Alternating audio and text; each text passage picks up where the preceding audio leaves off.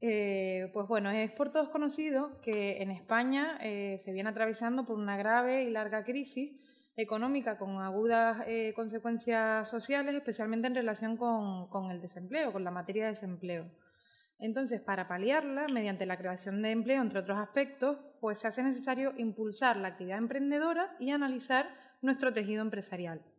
Además, la crisis económica también ha puesto de manifiesto el mejor comportamiento de las empresas internacionalizadas y la importancia de la internacionalización de las empresas como factor de crecimiento y diversificación del riesgo para paliar esta crisis económica. Además, estas empresas internacionalizadas son en definitiva las que van a tener y las que tienen, de hecho, mayor capacidad para crecer y para crear empleo.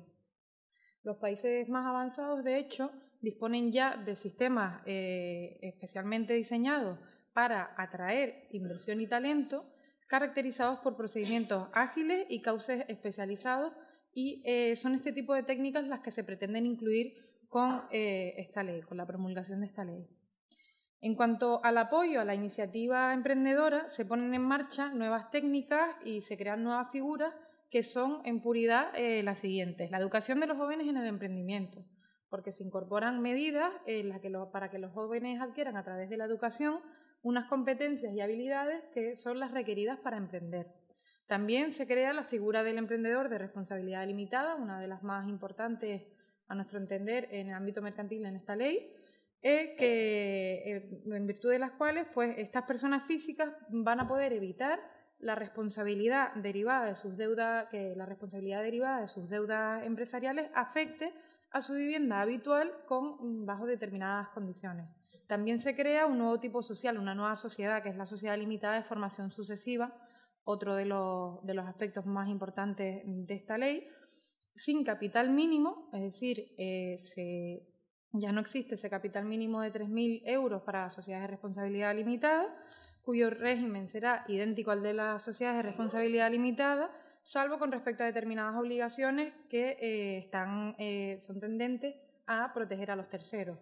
También, para el inicio de la actividad emprendedora, se introducen una serie de medidas para agilizarlo, y entre las que podemos destacar los puntos de atención al emprendedor, que van a ser unas ventanillas únicas electrónicas o presenciales a través de las que se van a poder realizar todos los trámites necesarios para el inicio, el ejercicio y el cese de la actividad, y además se garantiza que al menos existirá uno de estos puntos de atención al emprendedor en el Ministerio de Industria, Energía y Turismo. Por otra parte, también los empresarios van a poder constituirse de forma mucho más ágil, tanto como empresarios de responsabilidad limitada como en forma societaria. Por último, la otra de las novedades más importantes es la simplificación que se produce en cuanto a los requisitos de información económica o financiera, pues se flexibilizan las exigencias de contabilidad de las empresas de menor dimensión. Bueno, pues una vez expuestos los motivos en el ámbito mercantil, de la promulgación de esta ley, vamos a ir paso por paso analizando cada una de las figuras y cada una de las modificaciones más relevantes de la ley. Empezamos con el emprendedor de responsabilidad limitada, que a mi juicio es una de las más importantes que se incluyen. Es una nueva figura creada por esta ley, en virtud de la cual una persona física, cualquiera que sea su actividad profesional o empresarial, por lo tanto vemos que es un ámbito bastante amplio, mediante la asunción de esa condición va a poder limitar su responsabilidad por las deudas empresariales en que incurra como consecuencia del ejercicio de su actividad, de modo que no se vea afectada la vivienda habitual del deudor bajo determinadas condiciones que veremos a continuación. Esa condición de emprendedor de responsabilidad limitada se va a adquirir mediante su constancia en la hoja abierta al mismo en el registro mercantil de su domicilio, así como en el que se van a hacer constar tanto esas circunstancias, las circunstancias ordinarias, como la indicación del bien inmueble afecto a esa limitación de responsabilidad. En este sentido, y salvo que los acreedores presten su consentimiento expresamente, es importante destacar que esa inscripción no va a afectar a la responsabilidad universal del deudor por las deudas que hubiera contraído con anterioridad a su inscripción como emprendedor de responsabilidad limitada. Solo a partir de su inmatriculación va a limitarse su responsabilidad con respecto a su vivienda habitual. Adicionalmente, además, el emprendedor va a estar obligado a formular y, en su caso, a someter a auditoría las cuentas anuales correspondientes a su actividad de conformidad con lo previsto para las sociedades de responsabilidad limitada de carácter unipersonal en la Ley de Sociedades de Capital y a depositar esas cuentas anuales en el registro mercantil. La eficacia de la limitación de la responsabilidad de este emprendedor de responsabilidad limitada está sujeta al cumplimiento de determinados requisitos que son: primero, que el valor de la vivienda no puede superar los 300.000 euros, que va a estar valorada conforme al impuesto de transmisiones patrimoniales y actos jurídicos documentados en el momento de inscripción del emprendedor. Por lo tanto, en ese momento, si la vivienda tiene un valor de 300.000 euros o inferior, podrá limitar esa responsabilidad.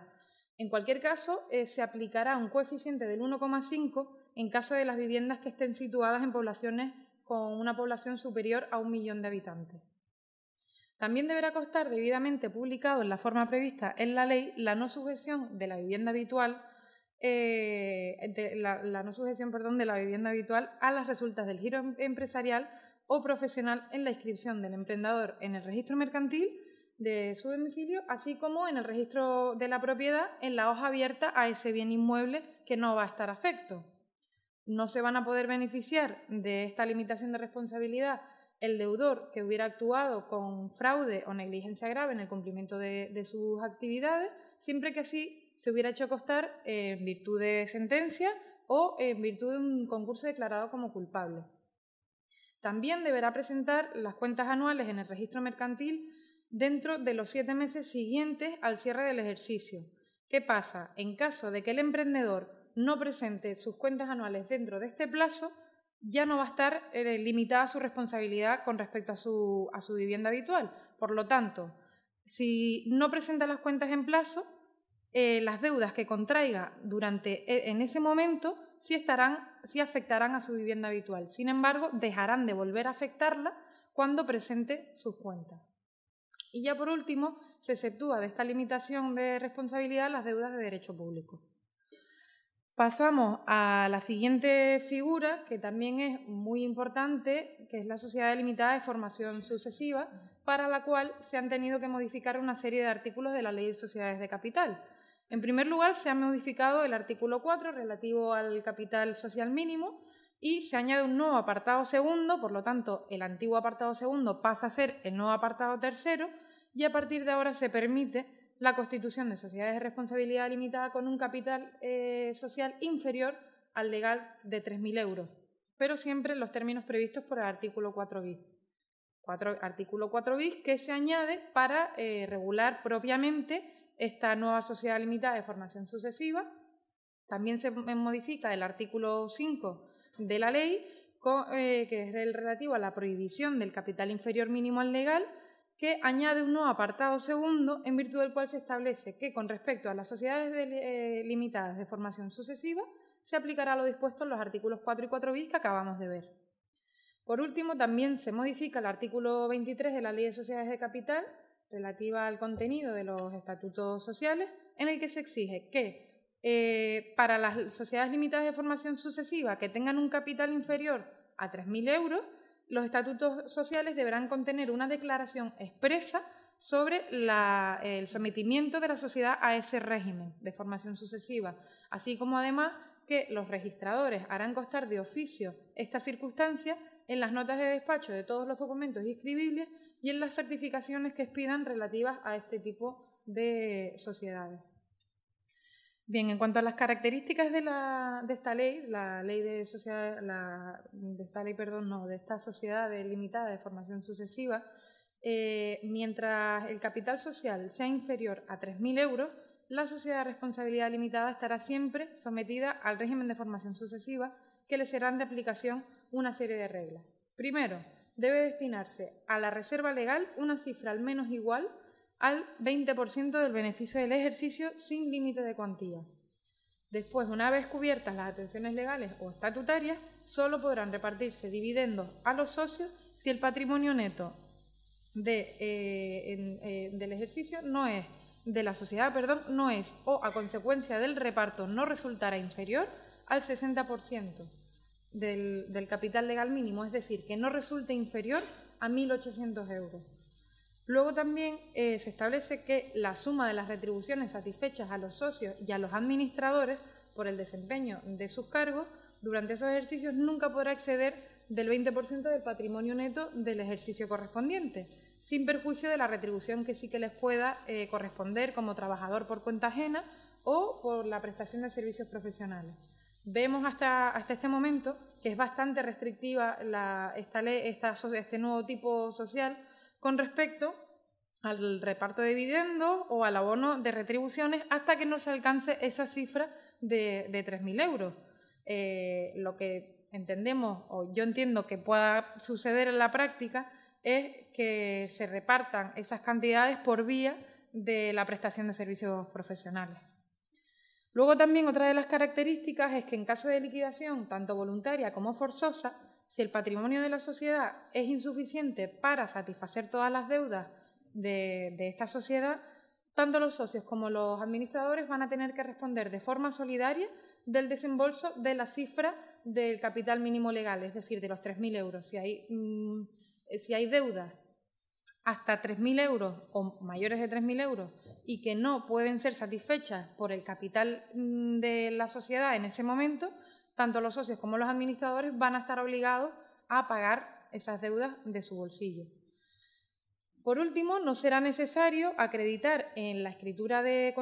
constitución de estas sociedades la realidad de las aportaciones dinerarias de los socios en la constitución de las mismas. Sin embargo, los fundadores y quienes adquieran participaciones en el momento de la constitución van a tener que responder solidariamente frente a la sociedad y frente a los acreedores sociales de esas aportaciones, de la realidad de esas aportaciones. Bien, por otra parte, la ley también introduce una serie de medidas con la finalidad de agilizar y de facilitar el inicio de la actividad emprendedora. Para ello vamos a comenzar hablando del documento único electrónico, que se conocerá como el DUE, que la ley para ello modifica la disposición adicional tercera de la Ley de Sociedades de Capital y de esta manera, a través del DUE, se van a poder realizar numerosísimos trámites, ampliando así sus funciones y sus utilidades, dado que hasta la fecha este DUE era el documento en el que se incluían todos los datos necesarios para registros, para Hacienda y para Seguridad Social con respecto a la sociedad limitada nueva empresa. Sin embargo, en adelante, este documento no se limita en exclusiva a este nuevo tipo social, sino que va a abarcar muchísimos más trámites. En concreto, en adelante, el DUE va a ser un documento electrónico en el que van a poder incluirse todos los datos necesarios para su remisión a registros jurídicos y administraciones públicas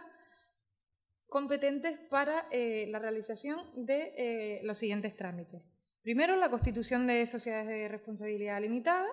inscribir en el registro mercantil a los emprendedores de responsabilidad limitada, cumplir con las obligaciones en materia tributaria y de seguridad social asociadas con el inicio, no el ejercicio, de empresarios individuales y de las sociedades mercantiles, así como realizar cualesquiera otros trámites ante autoridades estatales, locales y autonómicas asociadas al inicio o al ejercicio de la actividad, incluidos el otorgamiento de cualesquiera autorizaciones, la presentación de comunicaciones y las declaraciones de responsables, así como los trámites para el cese de la actividad. Es decir, que lo que se pretende es integrar todo lo necesario para culminar con éxito los referidos trámites en un único documento que después será remitido desglosado por partes según corresponda a los registros o a las administraciones públicas, cuya intervención es preceptiva. Por otra parte, la ley también regula los puntos de atención al emprendedor, que serán unas oficinas pertenecientes a organismos públicos y organismos privados, incluidas las notarías, así como también puntos virtuales de información y tramitación telemática, que se van a encargar de facilitar la creación de nuevas empresas, el inicio efectivo de su actividad y también su desarrollo a través de la prestación de los servicios de información, tramitación y de documentación y asesoramiento. Es decir, que lo que vamos a tener son tanto oficinas físicas y portales de Internet para la realización de todos estos trámites. Estos puntos de atención al emprendedor, los PAE, utilizarán el sistema de tramitación electrónica telemática del Centro de Información y Red de Creación de Empresas, conocido como el CIRSE, y en ello se deberá comenzar la tramitación del DUE, el Documento Único Electrónico. Durante el ejercicio de la actividad,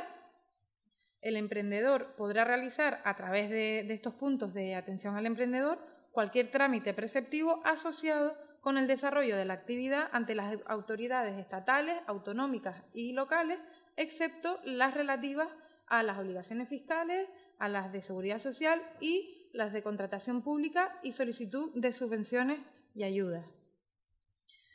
Por su parte, y como ya comentamos antes, en todo caso deberá existir un punto de atención al emprendedor en el Ministerio de Industria, Energía y Turismo, en el que se va a incluir en todo caso la información y los formularios para el acceso a la actividad, la posibilidad de presentar toda la documentación y las solicitudes necesarias,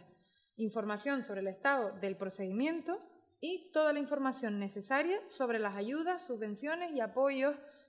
otros tipos de apoyos del Estado, comunidades autónomas y entidades locales,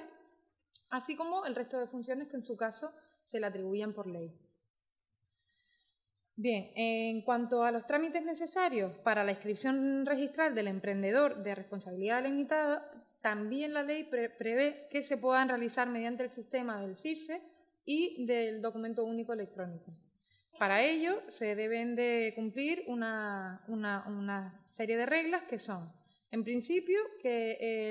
el PAE, el Punto de Atención al Emprendedor, en el PAE se va a cumplimentar toda la información del Documento Único Electrónico y se aportará toda la documentación necesaria para el acceso al registro mercantil y al registro de la propiedad.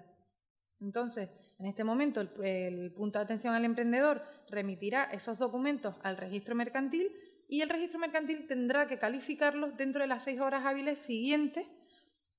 así como informando de tal circunstancia al CIRSE y a las autoridades tributarias y al registro de la propiedad. Luego, por su parte, el registro de la propiedad tendrá un plazo de las 6 horas hábiles siguientes para practicar la inscripción de la inembargabilidad por deudas profesionales y empresariales de la vivienda en cuestión e informará también de tal circunstancia al CIRSE, que a su vez lo pondrá en conocimiento de las autoridades tributarias. En todo momento, además, el emprendedor tendrá el derecho de conocer a través del PAE en el que haya iniciado la tramitación el estado de la misma. Otra de las modificaciones previstas en la ley, otra de las medidas para agilizar el inicio de la actividad, es el régimen expreso para la constitución de sociedades de responsabilidad limitada mediante estatutos tipo en formato estandarizado. El contenido de esos estatutos tipo se va a desarrollar reglamentariamente y el trámite es el siguiente. El proceso se inicia en un punto de atención al emprendedor, cumplimentando el Documento Único Electrónico, aportando el modelo de estatutos tipo, solicitando la reserva de la denominación ante el Registro Mercantil Central con hasta 5 alternativas de denominación. Este registro tendrá que emitir la certificación negativa en las 6 horas hábiles siguientes y, por último, concertando la fecha de otorgamiento de la escritura pública ante notario, que deberá de realizarse en las 12 horas siguientes al inicio de la tramitación. El notario, por su parte, va a autorizar esta escritura pública y se le podrá aportar el documento justificativo del desembolso de capital normalmente en todos los casos. Ahora bien, en caso de que no se le aporte este documento, los fundadores tendrán que manifestar expresamente en la escritura de constitución que van a responder solidariamente de la realidad de esas aportaciones. Posteriormente, se enviará por parte del notario de la escritura por medio del sistema de tramitación telemática del CIRSE a la Administración Tributaria para solicitarle el NIF provisional y el registro mercantil. El registro mercantil va a proceder a la calificación de esta escritura en el plazo máximo de 6 horas hábiles, vamos a ver si se cumple, y remitirá al CIRSE la certificación de la inscripción practicada y solicitará el NIF definitivo. Por su parte también, la autoridad tributaria competente notificará telemáticamente al CIRSE el carácter definitivo de ese CIF. Luego, los fundadores, por su parte, van a poder atribuir al notario autorizante la facultad de subsanar los posibles errores que pueda advertir el registrador a la hora de calificar la escritura. Y desde el PAE, desde el punto de atención al emprendedor, se va a remitir toda la información contenida en el documento único electrónico a la autoridad tributaria, a la Tesorería General de la Seguridad Social y a las administraciones locales y autonómicas, en su caso, con respecto a las solicitudes de autorizaciones o licencias para la puesta en marcha de la sociedad. También la ley prevé que se pueda optar por realizar la tramitación de la constitución de responsabilidad limitada utilizando el documento único electrónico y el sistema del CIRSE, pero sin los estatutos tipo. En este caso, la ley prevé un régimen muy similar al previsto para la constitución de las sociedades con estatutos tipo, pero para lograr la inscripción inicial de la sociedad, en la que el registro esta vez solo va a hacer constar los datos básicos de la sociedad, que son la denominación, el domicilio, el objeto social, el capital social y el órgano de administración que se haya seleccionado. Y desde este momento a esta sociedad ya le va a aplicar la Ley de Sociedades de Capital y la escritura de constitución sí seguirá el plazo de calificación ordinario de los 15 días hábiles previsto en el reglamento del registro mercantil. Por otra parte, y ya en cuanto a otras actuaciones relativas al inicio y el ejercicio de la actividad a través de estos puntos de atención al emprendedor, también se recoge la posibilidad de realizar, mediante el documento único electrónico, los trámites necesarios para el alta y el inicio de la actividad de los empresarios individuales y de las sociedades mercantiles. Por lo tanto, desde los puntos de atención al emprendedor, se recogerán en el documento único electrónico todos los datos necesarios para tramitar el alta en el régimen de la Seguridad Social que resulte correspondiente, la declaración censal del inicio de la actividad y, en su caso, la comunicación de apertura de un centro de trabajo. De forma simultánea al envío de las solicitudes de alta, el sistema CIRSE remitirá telemáticamente a la comunidad autónoma o al ayuntamiento donde el empresario vaya a establecer su actividad, según resulte de aplicación, la comunicación de inicio de actividad, la declaración responsable o la solicitud de autorización o licencia. Una vez enviada la comunicación de inicio de actividad o declaración de responsable al ayuntamiento o concedida, en su caso, la autorización o la licencia para el inicio de la actividad, el punto de atención al emprendedor comunicará al empresario la finalización de estos trámites necesarios para el inicio de la actividad y con la iniciación de estos trámites el empresario estará obligado a abonar todas las tasas que en su caso se le exijan. Además, durante el ejercicio de la actividad, el emprendedor también va a poder realizar a través de los puntos de atención al emprendedor cualquier otro trámite que resulte preceptivo asociado al desarrollo, ya no al inicio, de la actividad ante autoridades estatales, autonómicas o locales, a salvo de las obligaciones fiscales, las de seguridad social, las de procedimientos de contratación pública y la solicitud de subvenciones y ayudas. Bien, otras novedades introducidas por esta ley la podemos ver en cuanto a la legalización de los libros obligatorios, dado que establece que los libros obligatorios de los empresarios, incluidos los libros de actas, los libros de registro de socios y los libros de registro de acciones nominativas, van a tener que legalizarse telemáticamente en el registro mercantil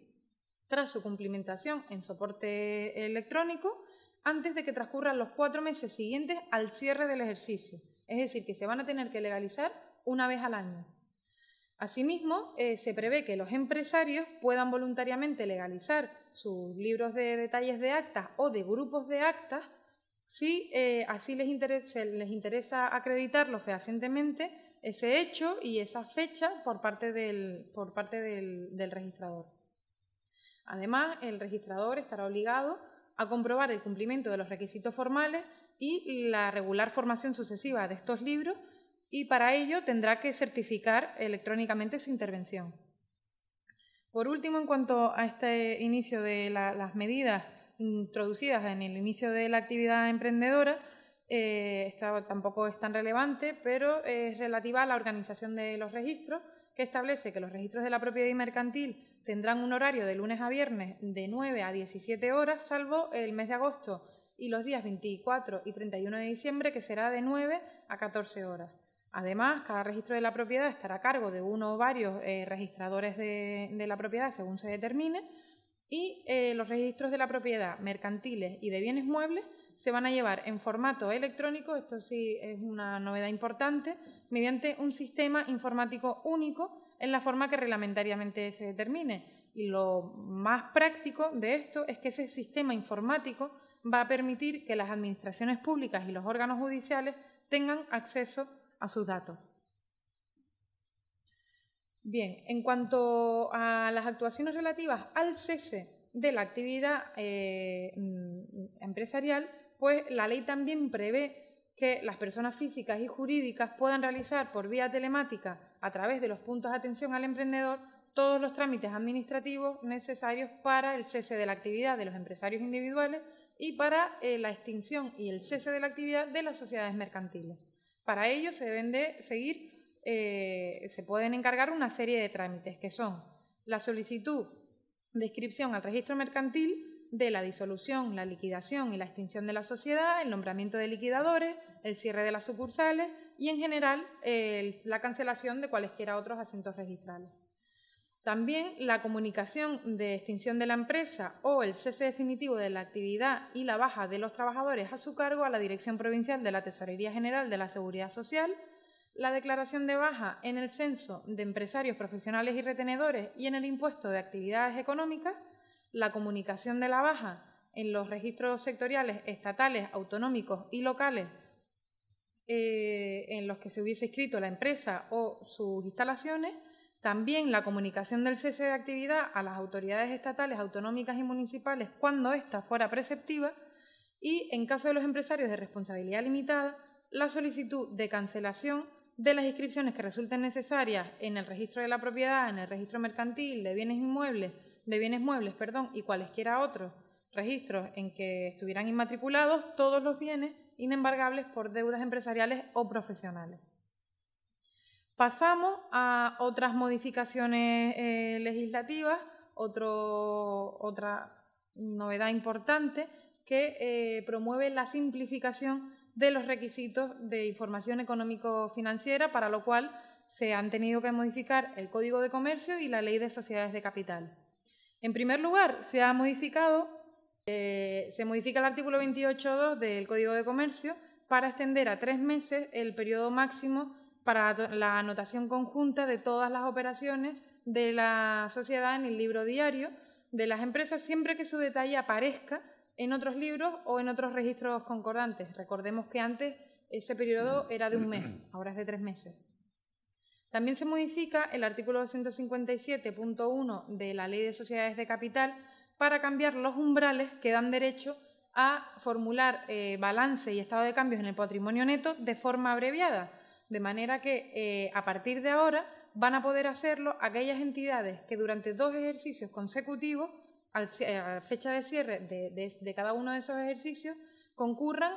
al menos 2 de las siguientes circunstancias: que el total del activo no sea superior a 4 millones de euros, cuando anteriormente era de 2.850.000 euros, que el importe total de la cifra de negocio no sea superior a 8 millones de euros, cuando anteriormente era de 5.700.000 euros, y que el número medio de trabajadores empleados no sea superior a 50, que este umbral no ha cambiado. En consecuencia, con esta modificación se ha tenido que modificar levemente el artículo 263 de la Ley de Sociedades de Capital relativo a los umbrales que dan derecho a no auditar las cuentas anuales, para mantener los mismos umbrales que antes de la modificación de ese artículo 257.1 de la Ley de Sociedades de Capital que acabamos de ver. Por lo tanto, a partir de ahora, los umbrales para formular balance y estado de cambios en el patrimonio neto de forma abreviada van a ser distintos a los umbrales que dan derecho a no auditar las cuentas. Por consiguiente, a partir de este momento, bueno, como era anteriormente, se podrá acoger a esta, o sea, se podrán no auditar sus cuentas las entidades que durante 2 ejercicios consecutivos concurran, la fecha de cierre de cada uno de esos ejercicios, concurran al menos dos de las siguientes circunstancias: que el total del activo no sea superior a 2.850.000 euros, que el importe neto de la cifra de negocio no sea superior a 5.700.000 euros y, al igual que en el anterior, que el número medio de trabajadores empleados no sea superior a 50. Y ya por último, otra novedad curiosa